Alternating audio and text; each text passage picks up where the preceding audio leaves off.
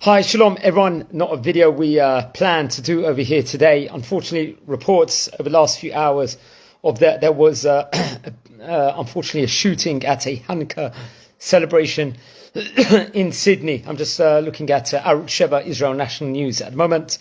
News publication, they unfortunately state already that 10 people at least, unfortunately, have been killed in this terror attack at the site of a Hanukkah celebration over here in Sydney, Australia. Remember, in Sydney, I think it happens to be an evening at that point in time. So hence, I would believe at this stage in time, Hanukkah would have actually been starting.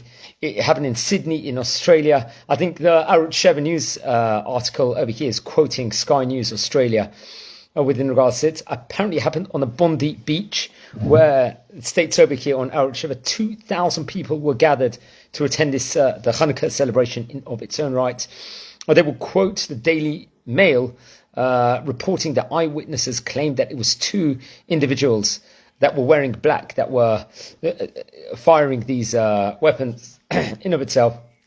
And it's stated over at the moment that it's a developing incident in of its own right, and warning obviously the people to stay away from that area. And just reactions at the moment here on social media. Apparently, unfortunately, a shliach of Chabad was one of the fatalities.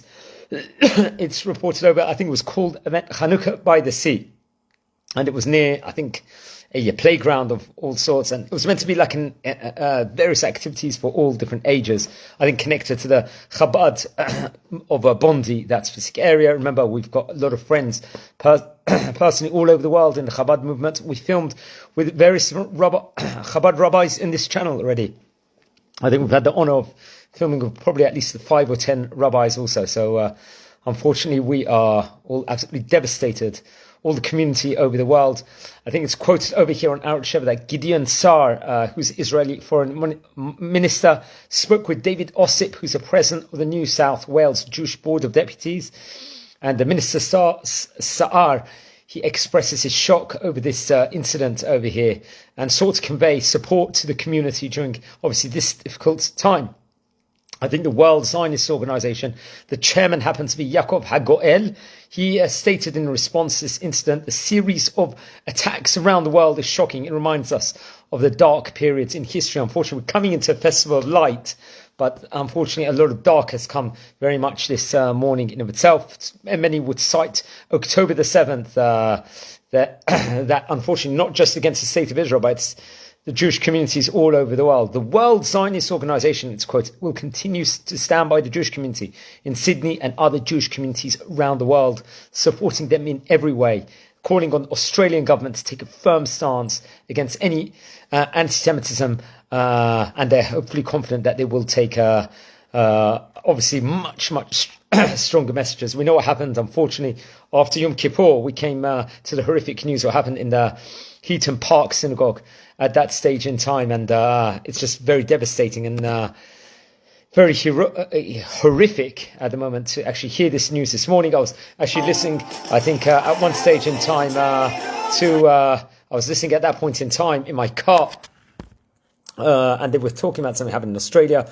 Didn't obviously know the magnitude of what actually happened, and over here we checked the news about an hour and a half ago. They said there was an incident that actually took place. It was high alert, and unfortunate, and then it became apparent there was a Hanukkah event at the time, and just very heartbroken to hear what's actually occurred over here in this Chabad event over there.